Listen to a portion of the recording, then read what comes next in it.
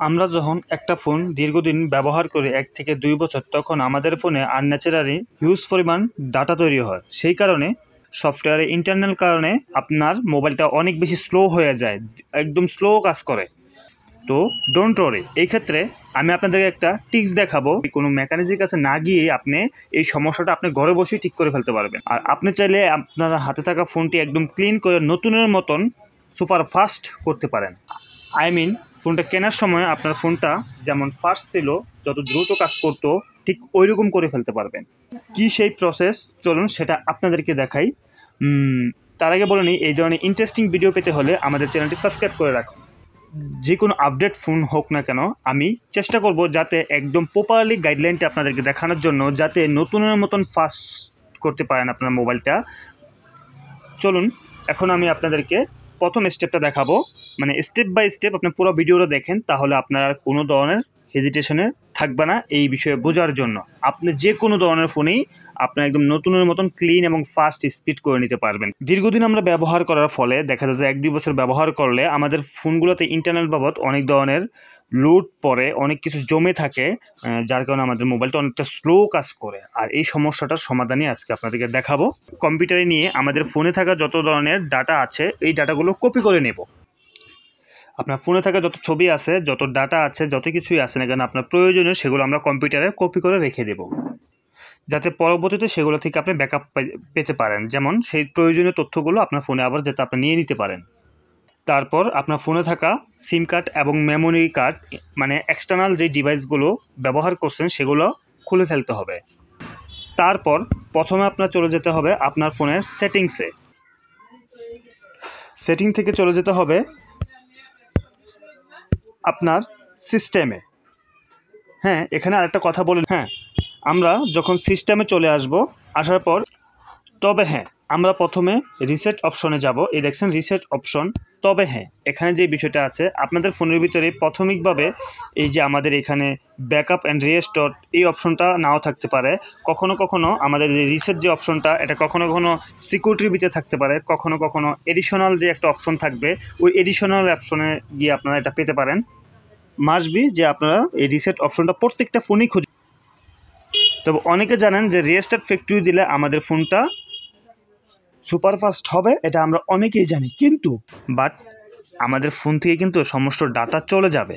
আমি বলতে চাচ্ছি যে আমাদের ফোনে যত ছবি আছে বা যত ধরনের ডাটা আছে বা আমাদের প্রয়োজনীয় যে তথ্যগুলো আমরা আমাদের ফোনে রেখেছি, সেই তথ্যগুলো আমাদের চলে যাবে। কিন্তু সব কিছু ঠিক রেখে আমরা রেস্টোর ফ্যাক্টরি সেটিং দেব। মানে অনেকে বলে যে ফ্লাশ, আবার অনেকে বলে যে আপনার এটাকে হচ্ছে যে রিসেট করা। ঠিক আছে, একদম নতুনের মতন আবার পুনরায় গঠন করবে। আপনার যখন মার্কেট থেকে মোবাইলটা নামিয়ে আনি, ঠিক ওইভাবে যেরকম থাকে ঠিক ওই রকম হয়ে যাবে, মানে আপনার ফোনটা একদম সুপার ফাস্ট হয়ে যাবে। এবং কি এই ফ্লাশটা, এটা অনেকে ফ্লাশ বলে, অনেকে রিসেট বলে, অনেকে মূলত হার্ড রিসেট। এরপর আমরা ব্যাকআপ অ্যান্ড রেস্টোরে ক্লিক করব। এরপর আমাদের কন্ট্যাক্ট নাম্বার, মেসেজ যা যা আমরা ব্যাকআপে রাখতে চাচ্ছি, সেগুলো আমরা কি করব, এই যে ব্যাকআপ অ্যান্ড রেস্টোর এখানে ক্লিক করার পরে আমাদের এই যে যা যা আমরা ব্যাকআপে রাখতে চাচ্ছি সেগুলো আমাদের একটা তালিকা দেখাবে। ওই তালিকাগুলো টিকমার্ক করে দিলেই দেখা যাচ্ছে যে আমাদের ওগুলো সিলেক্ট করে দিয়ে এরপর আমরা ওকেতে ক্লিক করে দেব। তারপর আমরা চলে আসব রিসেট অপশনে। রিসেট অপশনে আসার পর আমরা যে কাজটি করব, যে এই যে এখানে দেখেন আছে যে রিসেট ওয়াইফাই মোবাইল ব্লুটুথ, মানে আমাদের নেটওয়ার্ক জনিত কোনো সমস্যা দেখা দিলে আমরা চাইলে যে reset wifi mobile and Bluetooth এটাতে ক্লিক করতে পারি। এরপর রিসেট অ্যাপ পারফরমেন্স বা আমাদের সফটওয়্যার জনিত কোনো ট্রাবল করলে আমরা এটাতে করলে আমাদের সফটওয়্যার জনিত সমস্যাটা সমাধান হয়ে যাবে। এরপর easy all data factory reset, এই আমরা ইজি অল ডাটা ফ্যাক্টরি রিসেটে দিলে আমাদের যদি মোবাইলে লক করা থাকে, মানে প্যাটার্ন বা পাসওয়ার্ড দেওয়া থাকে, সেক্ষেত্রে আমরা পাসওয়ার্ডটা দিব। দেওয়ার পর এখানে ইজি অল ডাটা, কিছু কিছু ফোনের ভিতরে এখানে চাপ দেওয়ার পরে যে ইজ অল ডাটা এটাতে ডাবল ক্লিক করতে হতে পারে, মানে প্রথমে একবার দেওয়ার পরে 5-6 সেকেন্ড ওয়েট করার পরে আবারও পুনরায় এটা দিতে বলবে, তখন আমরা আবারও দেব। দেওয়ার পর হ্যাঁ এই রিসেট অপশনটা বা ফ্যাক্টরি রিসেট বলি বা ফরম্যাট বা ফ্লাশ যেটাকেই বলি না কেন, হোয়াট এভার আমরা যেটাই দিই না কেন, আমাদের অবশ্যই মোবাইলে যাতে পর্যাপ্ত পরিমাণ চার্জ থাকে। আমি বলতে চাচ্ছি যাতে 30% বা 50% চার্জ যাতে মোবাইলটার ভিতরে থাকে, তাহলে সেটা আপনার জন্য। ইরিজ অপশনে দেওয়ার পর আপনারা দেখা যাচ্ছে ইরিজ অল ডাটা, এখানে দেওয়ার পর আমাদের ফোনটা অটোমেটিক অফ হয়েছে।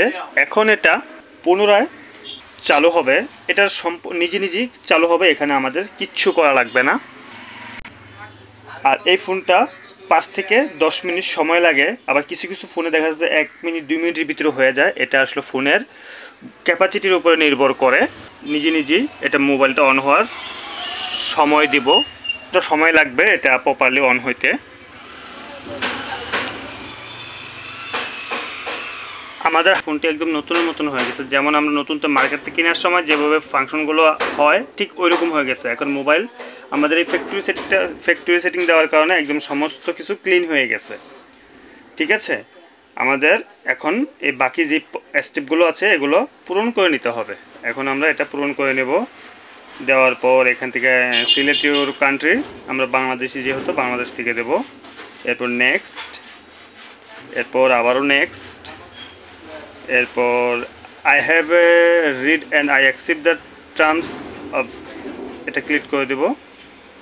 দেওয়ার পর নেক্সট, আবার নেক্সট দিয়ে আমরা এখানে বাকি যেই স্টেপগুলো আছে এগুলো পূরণ করে আমরা সেট আপ কমপ্লিট করে নিলাম মোবাইলটা।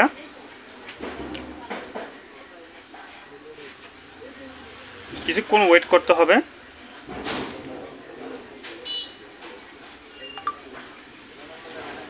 এখন আমাদের যে ফোনটি একদম নতুনের মতন সুপার ফাস্ট কাজ করবে। তো আমরা চাইলে এভাবেই প্রত্যেকটা মোবাইল মেকানিক্সের কাছে না নিয়েও আমরা এই কাজগুলো সমাধান করে নিতে পারি ঘরে বসেই। তো আজকের মতন ভিডিওটা এই পর্যন্তই। সবাই ভালো থাকবেন, সুস্থ থাকবেন, আল্লাহ হাফেজ।